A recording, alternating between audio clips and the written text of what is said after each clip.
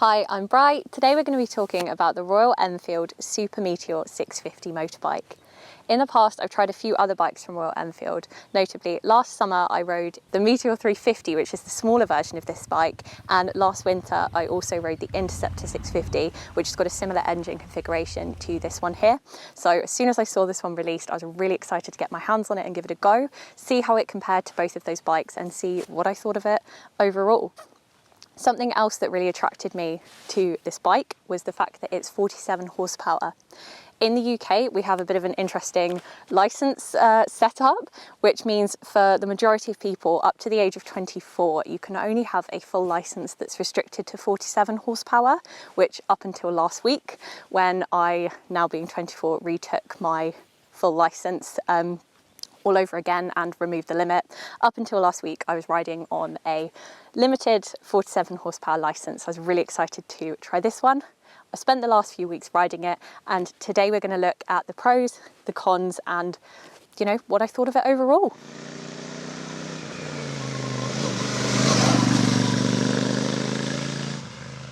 Let's kick it off by talking about the size of the bike. So initially, when I Googled it and found out that it was 240 kilos, I was a little bit apprehensive because that's the heaviest bike I've ever ridden to date. I think previously on the road, the heaviest bike I'd ridden was the Interceptor, and this I think is about 20 or so kilograms heavier. So I wasn't too sure what I was going to make of that. And well, the weight's pretty low down being a cruiser. So, maneuverability, I haven't found that to be a problem at all. And weight-wise, it handles really well as well. In terms of height, it's actually quite a lot higher than most cruisers, and I think compared to its kind of competitor bikes like the Honda Rebel and is it the Kawasaki Vulcan S maybe, as the competitors, I think this is the higher of the three, the taller, and I actually really like that. I know it's a bit less traditional as far as cruisers go, but I found that really comfortable, and it's made city riding in particular, where you want to put your feet down more often, it's made that really easy to do. So for reference, I'm 5'6", and I can very easily put my feet flat on the floor. They're both the same either side, and my legs are bent, so that's really nice and comfortable. Speaking of comfortable, I initially did not think that the foot positioning was going to be particularly comfortable. I'm not traditionally a cruiser rider, and so as soon as I realised how far forwards the pegs are, I was a bit alarmed, but, oh, dramatic, I've actually found them really comfortable. As soon as you get used to it, I don't think it's dramatic as I thought it was initially. They're not as far forward as they are on some other cruisers. They tend to be a bit lower down, and the feet positioning even further forward. And I have to say, with them here, perfectly comfortable and enjoyable to ride. The seat, actually, very nice and spacious. Initially thought it was going to be a bit too wide, but I found it very comfortable.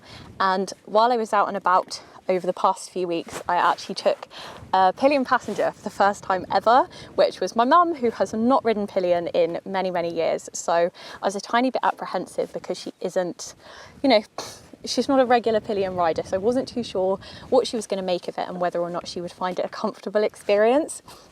Pleased to say she found it very comfortable.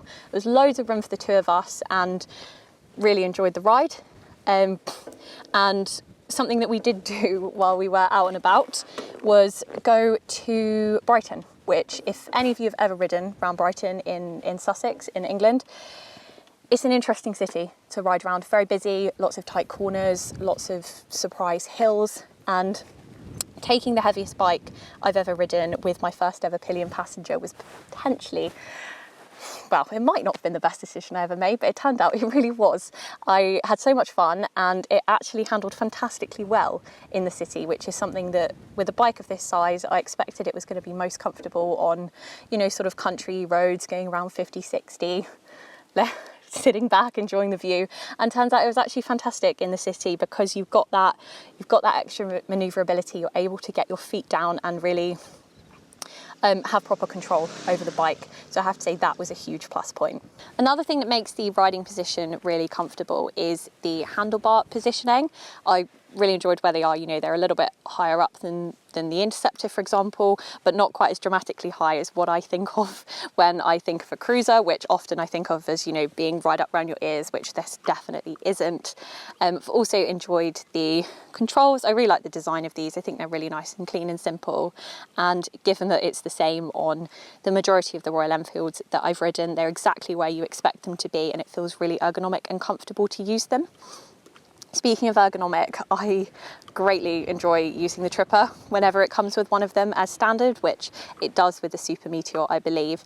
And this just connects to an app on your phone via Bluetooth and gives you really simple directions, sort of points you forward or take the second exit at the roundabout. And so far in my riding journey, this is maybe bad, but I've been too lazy to get anything like a quad lock or anything to mount my phone onto the bars. I just haven't got round to it yet.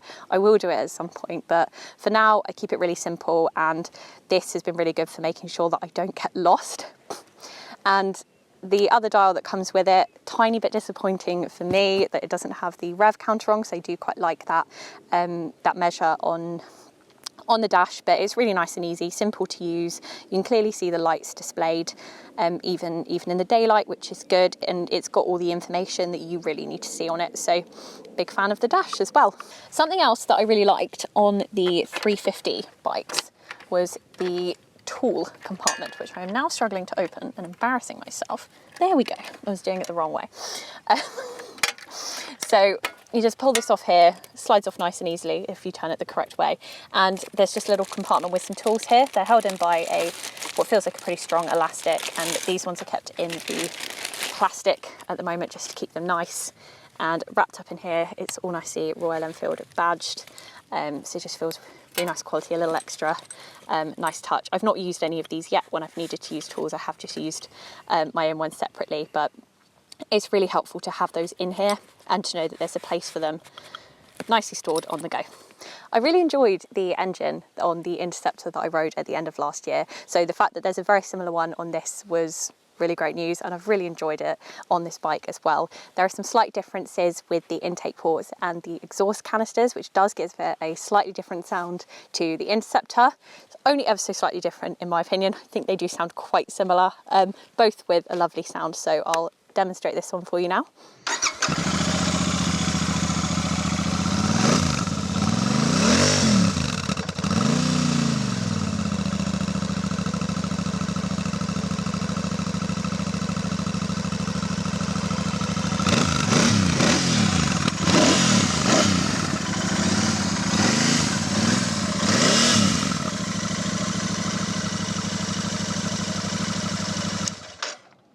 So although the handling on this bike does feel quite different, given that it's a completely different shaped bike, the engine, you really can feel that it's very similar. It's air and oil cooled in the same way, and it's got the sort of mid-range torque in the engine. Very enjoyable to ride. And another thing that I actually really love about this bike, quite different to the designs of the Interceptor, is well, the colourway and the styling options. I think it's a really lovely nod to some of the Meteors of old, as it were, and looking back at some of the heritage of Royal Enfield, which is something that I really love about the brand.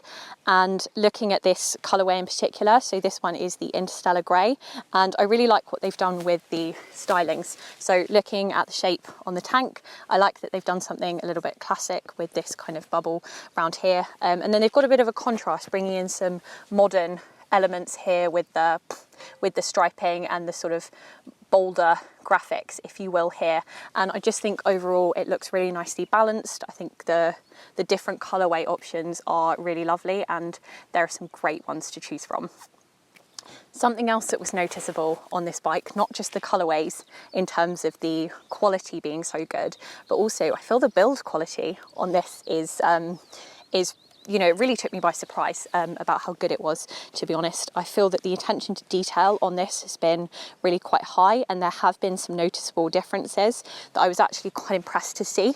So around here, for example, over here on the gear shifter, there was a tiny little note I made on the 350 that there was a bit of a wobble and the quality didn't feel quite there. And I have to say with this one, it definitely feels, you know, it definitely feels a lot more solid and sturdy. So that is another really good point about this bike in general.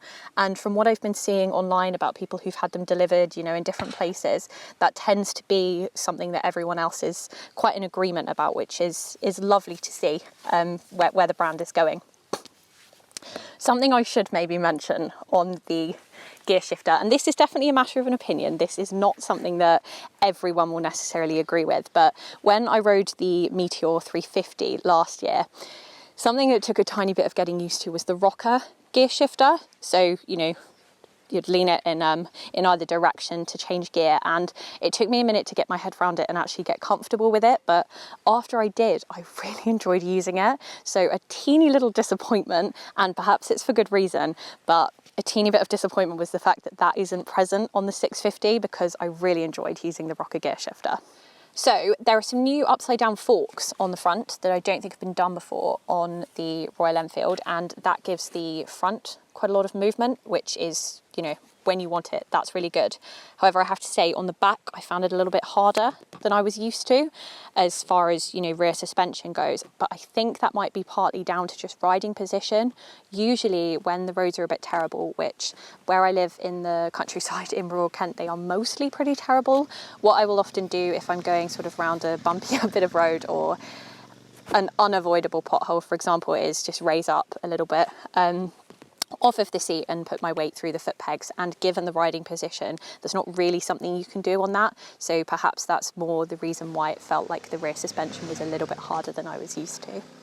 Another, I suppose, con, but maybe it's more just again down to where and when I was riding it, that is something I should mention, is just about the wind on the motorway. So there is an option to spec this up with the screen, so this particular one doesn't have it, but you can, in the same way that the Meteor 350 had, and I did quite enjoy the screen on there, that you can put a screen on the front of that.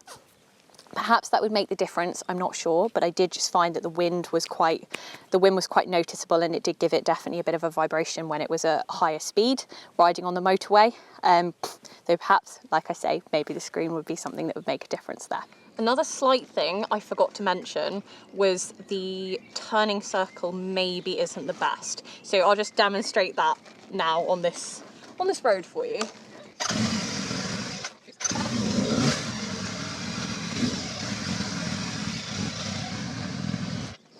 And each time, not sure if it was clear or not on the video, but each time that was on full lock. So switching between the two of them, that was what I got from the full circle, which, you know, clearly it was manageable. Just thought I'd mention that it's not the tightest turning circle ever.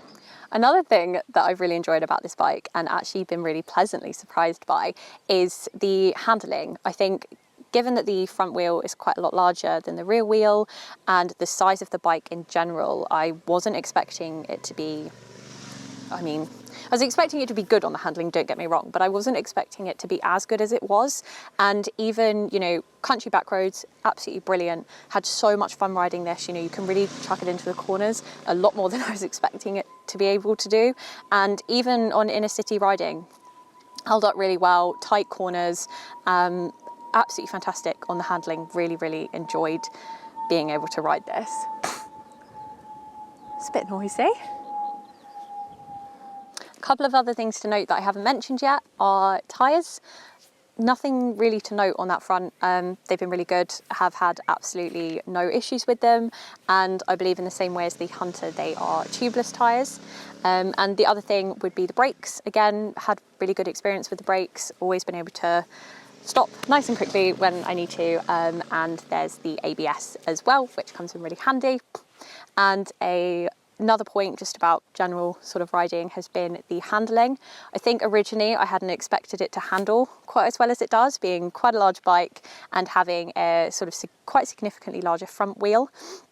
I'd got used to the Hunter, which I rode previously, which actually had the same size front and rear and handled fantastically well. So I think when I saw that the front wheel was much larger on this, I wasn't too sure how it was going to perform, but country back roads, you know, 50, 60 mile an hour type roads around the countryside, absolutely lovely. Can really chuck it round a corner a lot more than I thought I'd be able to at that kind of weight. That was a lot of fun, but equally inner city riding, being able to take it in pretty tight circles, and especially with being able to get your feet down so comfortably on something like this, handling in an inner city was fantastic as well. So overall, really good experience in that sense.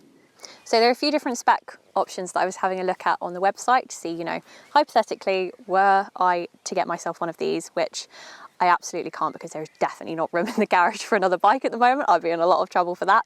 But hypothetically, if I was going to, what would I go for? Personally, although they do the pillion backrest, that you can spec that up as an option from factory, it's not something I'd go for. Although I took my mum pillion around Brighton on it, I don't think it's something I'd be hugely making a habit of. Sorry, mum, if you're watching. Just because I generally like to ride by myself, and there's a nice amount of room for my bag, but as far as I'm concerned, I don't need the backrest. Likewise with the windscreen, much maybe it's really helpful on the motorway, I don't know, but styling wise, for my personal taste, I'd opt for it without. And colour wise, I do really like this design. There's also one, I believe it's called Interstellar Green, which is a really lovely deep green colour, absolutely stunning. And those both come in at the same price point. I think that's actually one of the base paint models, and I think it's 6,999. So basically £7,000 for all of this bike is an absolutely fantastic deal. I think it's really amazing value for money. You get a lot of bike for your money, really good build quality, and I've had so much fun on it.